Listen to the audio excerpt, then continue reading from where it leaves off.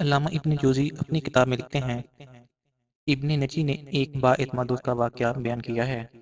ایک رات میں نے خواب میں دیکھا، میرے گھر کے قریب جو قبرستان ہے، اس قبرستان کے مردے اپنی اپنی قبروں سے نکلتے ہیں اور ایک جگہ اکٹھے ہو رہے ہیں۔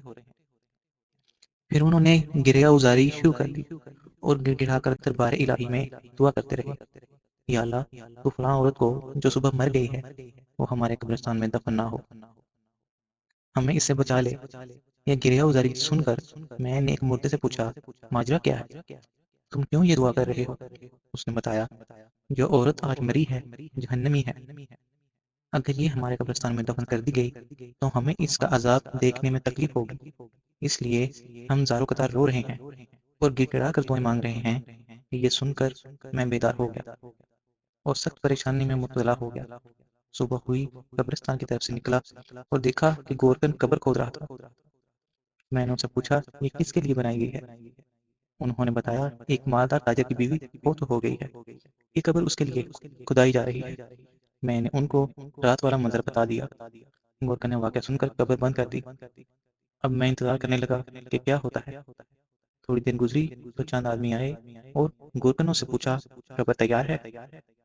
انہوں نے جواباً کہا، یہاں قبر نہیں بن سکتی کیونکہ نیچے کیچڑ ہے۔ وہ آدمی یہ سن کر دوسرے ڈیرے پر چلے گئے۔ چونکہ وہاں بھی خواب والی بات پہنچ چکی تھی، اس لیے انہوں نے بھی قبر کھودنے میں انکار کر دیا۔ پھر وہاں سے وہ آدمی کسی دوسرے قبرستان گئے اور وہاں قبر بنوائی۔ جنازے کی آمد کا انتظار کرنے لگا۔ پھر اچانک شور اٹھا کہ جنازہ آ رہا ہے۔ میں بھی جنازے کے ساتھ ہو گیا۔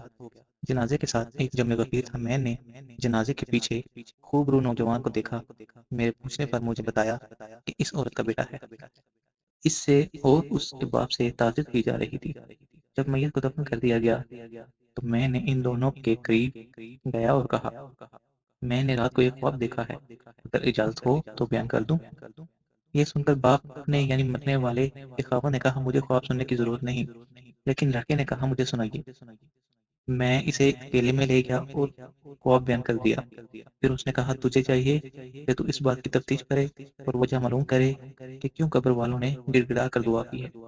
اس نوجوان نے کہا، اور تو مجھے کچھ معلوم نہیں، مگر اتنا جانتا ہوں میری ماں شراب نوشی کرتی تھی اور گانے سنتی تھی، نیز دیگر عورتوں پر بہتان لگایا کرتی تھی، مگر یہ افعال اتنے سنگین نہیں کہ بات یہاں تک پہنچ جائے۔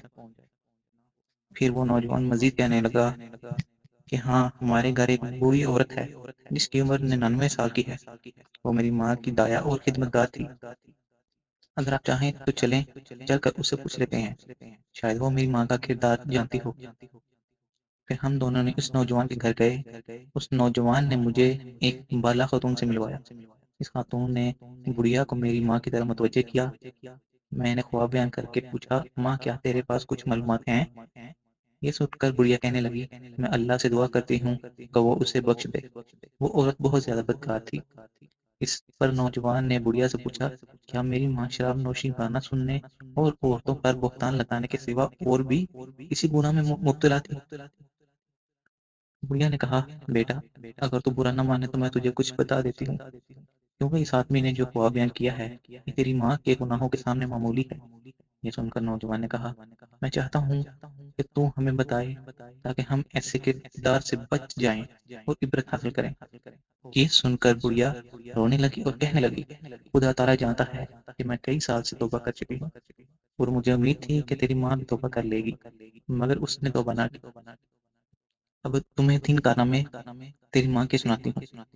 تو اس بڑھیا نے اس عورت کے لڑکے کو مخاطب کر کے کہا، تیری ماں بہت بڑی بدکار تھی۔ ہر دن 2 نوجوان اس کے گھر آتے تھے جس سے وہ اپنی خواہش پوری کرتی تھی، اور تیرا باپ بازار میں کام کرتا تھا۔ پھر تو جب جوانی کو پہنچا تو نہایت حسین و جمیل ہو چکا تھا۔ میں دیکھا کرتی تھی کہ تیری ماں تیری طرف شہوت کی نظر سے دیکھا کرتی تھی، حتیٰ کہ ایک دن تیری ماں نے مجھے کہہ دیا کہ میں اپنے بیٹے پر فرفتہ ہو گئی ہوں، لہٰذا کسی طریقے سے اس کو میری طرف راغب کر۔ میں نے یہ بات سن کر تیری ماں سے کہا، بیٹی، یہاں تک کیوں جاتی ہے؟ تیرے لیے اور بہت سارے نوجوان ہیں جن سے تو اپنی خواہش پوری کر سکتی ہے، لہٰذا بیٹی، تو اللہ تعالیٰ سے ڈر اور اس ارادے سے باز آ جا۔ تو تیری ماں کہتی تھی، نہیں، مجھے اس کے سوا صبر نہیں۔ تو میں نے تیری ماں سے پوچھا، اس مقصد میں کیسے کامیاب ہو سکتی ہے؟ حالانکہ بیٹا بھی اب 9 عمری کو ہے۔ تو خام خواہ بدنام ہوگی، لہٰذا خدا کے لیے اس ارادے سے باز آ جا۔ تیری ماں نے مجھ سے کہا، اماں تو میری مدد کرے تو میں کامیاب ہو سکتی ہوں۔ میں نے پوچھا کیسے؟ تو تیری ماں نے کہا، فلاں گلی کے مکان میں ایک عرضی نویس رہتا ہے جو خط لکھ کر مردوں کو عورتوں سے ملاپ کرواتا ہے اور اجرت لیتا ہے۔ تو اس کو کہہ کہ وہ میرے بیٹے کو تحریر لکھے اور نام کیے بغیر کہے کہ ایک دوشیزہ تجھ سے عشق کی حد تک محبت کرتی ہے، وہ تجھ سے فلاں جگہ فلاں وقت ملاپ چاہتی ہے۔ اس بوڑھی عورت نے کہا کہ میں نے ایسے ہی کیا، اور جب تجھے میں نے وہ خط دیا تو بھی فریفتہ ہو گیا اور تو نے لکھ دیا کہ مجھے منظور ہے، فلاں وقت میں آ جاؤں گا۔ تو میں نے تیری ماں کو وہ خط لا کر دے دیا۔ تیری ماں نے جواب پڑھ کر کہا، اماں تم میرے بیٹے سے کہو کہ فلاں وقت فلاں جگہ آ جائے۔ تم میرے بیٹے کو یہ بھی کہہ کہ جس عورت نے تجھے بلایا ہے وہ ابھی دوشیزہ ہے، وہ روشنی پسند نہیں کرتی، بلکہ یہ کام اندھیرے میں بہتر ہے، تاکہ تمہارے والدین کو تم پر شک نہ گزرے۔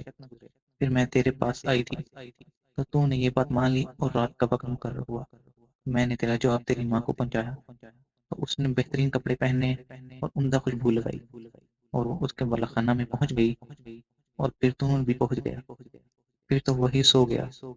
پھر چند دنوں کے بعد تیری ماں نے مجھ سے کہا کہ اماں میں اپنے بیٹے سے حاملہ ہو گئی ہوں، اب میں کیا کروں؟ تو میں نے کہا، مجھے تو کچھ سمجھ نہیں آ رہی کہ تو کیا کرے، لیکن تیری ماں کسی ہیلے بہانے سے تجھ سے اپنی خواہش پوری کرتی رہی۔ حالانکہ ولادت کا وقت قریب آ گیا تو تیری ماں نے تیرے باپ سے کہا کہ میں بیمار ہوں، میں چاہتی ہوں کہ کچھ دن اپنی ماں کے پاس رہے ہوں۔ تو تیرے باپ نے اجازت دے دی۔ میں اور تیری ماں تیری نانی کے گھر چلے گئے۔ وہاں ہم نے ایک کمرے میں رہائش رکھ لی، اور جب ولادت کا وقت آیا تو میں نے ایک دایا کو بلایا تو تیری ماں کے ہاں ایک بچہ پیدا ہوا جسے تیری ماں نے مار دیا، اور پھر ہم نے وہ بچہ دفن کر دیا۔ ابھی کچھ دن ہی گزرے تھے کہ تیری ماں نے مجھ سے کہا، پھر سے میں اپنے بیٹے سے خواہش پوری کرنا چاہتی ہوں۔ تو میں نے کہا، بیٹی جو کچھ ہو چکا تیرے لیے کافی نہیں؟ تو تیری ماں نے کہا، مجھے صبر نہیں ہے۔ اور پھر اس طرح یہ سلسلہ شروع ہو گیا۔ پھر جب وہ بڑھیا دوسرا واقعہ سنانے لگی تو اس عورت کے بیٹے نے یہ کہہ کر بات ختم کر دی، اماں بس کر، اتنا ہی کافی ہے۔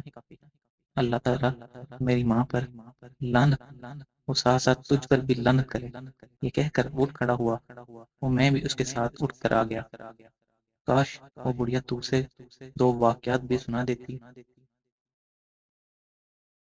اور دوستوں، ہم نے اس پورے واقعے سے یہی سبق ملتا ہے، جب انسان کی شرم و حیا ختم ہو جائے تو وہ کس قدر پستی میں چلا جاتا ہے۔ ہمیں چاہیے کہ اس واقعے سے سبق حاصل کریں اور اللہ تعالیٰ سے پناہ مانگیں۔ اللہ تعالیٰ ہماری حفاظت کرے، آمین ثم آمین۔